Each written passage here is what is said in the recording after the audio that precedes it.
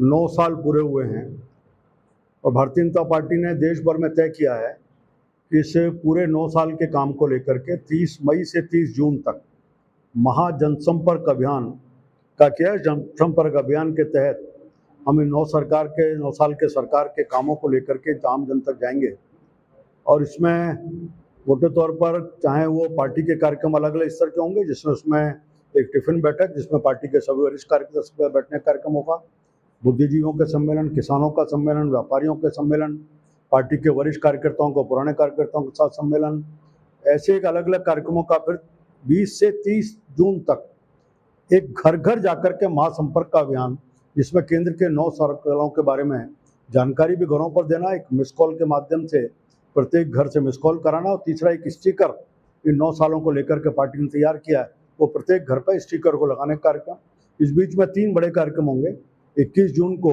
योगा दिवस का कार्यक्रम, उसको प्रत्येक लोकसभा में, विधानसभा में बड़े पैमाने पर मनाना और बूथ तक इस कार्यक्रम की योजना बनाए, इसकी कल्पना करना। 23 तारीख को श्यामा प्रसाद मुखर्जी जी का बलिदान दिवस है। उस दिन प्रधानमंत्री जी, इसमें थोड़ा सा परिवर्तन, तो प्रधानमंत्री जी अमेरिका हैं, वो आजकल में कुछ होगा नहीं, अभी तक 23 है। इसमें उस दिन 10 लाख बूथों के साथ संवाद का कार्यक्रम करेंगे। 25 जून को आपातकाल की जयंती है, मतलब 25 जून 1975 को देश में आपातकाल लगा था, तो आपातकाल के बारे में सबको जानकारी देना, काला दिवस के रूप में मनाना, और सुबह इस महीने का आखिरी रविवार होने का मन की बात का कार्यक्रम करना। ऐसे इन सब कार्यक्रमों की योजना बनाई है। हम सब जानते हैं कि ये 9 साल का शासन नरेंद्र मोदी जी के नेतृत्व में पिछले 30 सालों के बाद ऐसा हुआ कि किसी दल को पूर्ण बहुमत मिला है और उसके पूर्ण बहुमत की सरकार बनी, और भारतीय जनता पार्टी के एक साधारण कार्यकर्ता को पार्टी ने प्रधानमंत्री के नाते काम दिया, और ये 9 साल भारत के गौरव के साल रहे पूरे। जो कहते हैं दुनिया में आज भारत की पताका फहरा रही है, अंतर्राष्ट्रीय स्तर पर भी सभी विश्व में आज भारत की चर्चा होने की बात होती है। हम देश भर में कहें तो जिन मुद्दों को लेकर के हमने राजनीति शुरू की थी, ऐसे अंत्योदय में सरकार के अंतिम पंक्ति में जो बैठा हुआ है उसके उत्थान की कल्पना करते हुए योजना बनाना, केवल योजना नहीं बनाना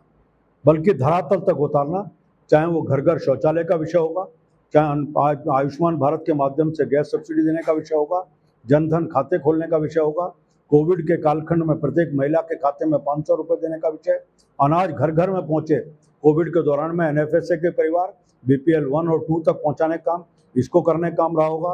प्रधानमंत्री आवास योजना में लोगों को अच्छा आवास कम कीमत पर सरकार दे, इसकी सुनिश्चितता का विषय होगा। घर घर में नल से जल, इस अभियान के तहत जल जीवन मिशन में काम करने का होगा। जहाँ इन सब के माध्यम से सामाजिक दृष्टि से उत्थान की बात की, वहीं देश के आधारभूत ढांचे को भी खड़ा करने का काम किया, और पूरे देश में सड़कों का ऐसा जाल बिछड़ा है जिसमें हम देश भर में भी और बॉर्डर के एरियाज हैं उनको भी जोड़ने का काम इसमें कर रहे हैं।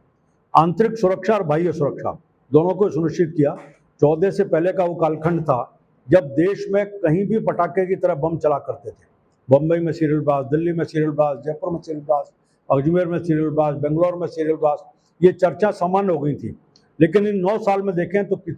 कहीं एक भी इस प्रकार की घटना सुनाई नहीं देती, क्योंकि भारत की सरकार ने नरेंद्र मोदी जी के नेतृत्व में कहा अब कानून अपना काम करेगा, वो ना जाति देखेगा ना रंग देखेगा, जिसने भी कानून को तोड़ने का काम किया उस व्यक्ति के ऊपर कार्रवाई होगी, उसका असर भी हम देख रहे हैं। अंतर्राष्ट्रीय स्तर पर देखें तो बाह्य सुरक्षा के नाते ये पाकिस्तान और चीन बार बार कहीं ना कहीं उछल कूद किया करते थे, और इन 9 सालों के अंदर में पाकिस्तान में 2-3 बार प्रयास किया, हमने सर्जिकल स्ट्राइक के माध्यम से घर में घुस करके उसको मारने का काम किया, एयर स्ट्राइक करके उसको करारा जवाब देने का काम किया। चीन को चाहे डोकलाम होगा, लद्दाख होगा, अरुणाचल प्रदेश होगा, चीन को अपनी धरती पर पहुंचाने का काम भारत की सरकार ने इस दौर में करने का काम किया है। इन 9 सालों के विषय को पार्टी लेकर के जाए। हमें याद होगा कि 14 से पहले भ्रष्टाचार एक बहुत बड़ा मुद्दा था, और भ्रष्टाचार को लेकर के 4 से 14 मनमोहन सिंह जी की सरकार थी, रोजाना नए नए घोटाले उजागर होते थे, कई मंत्री तिहाड़ में पहुंच चुके थे, और कई बार चर्चा ही चलती थी मजाक में ही कि शायद ऐसा नहीं हो कि किसी दिन तिहाड़ जेल में कैबिनेट की मीटिंग करनी पड़े। वो दौर था, और 14 से लेकर के हम 22 में बैठे हैं, 23 में। इन 9 सालों में जीरो टॉलरेंस की नीति पर नरेंद्र मोदी जी ने कहा, जीरो टॉलरेंस की नीति पर चल रहे हैं। जिस देश में एक प्रधानमंत्री कहता था जब हम दिल्ली से 100 पैसे बेचते हैं तो 15 पैसे पहुंचते हैं, अब पूरा का पूरा पैसा पहुंच रहा है। चाहे किसान सम्मान निधि होगी 6000 तो बटन दबते पूरा पैसा पहुंचता है। चाहे किसानों को, महिलाओं को पैसे देने का विषय को पूरा पहुंच रहा है, पेंशन का पूरा पहुंच रहा है। इस डीबीटी के माध्यम से हमने भ्रष्टाचार को भी निरंतर किया, तुरंत डिलीवरी की, पूरी डिलीवरी की, इस सब को सुनिश्चित करने का काम किया है। इसलिए पार्टी का कार्यकर्ता इन सब को लेकर के जाए,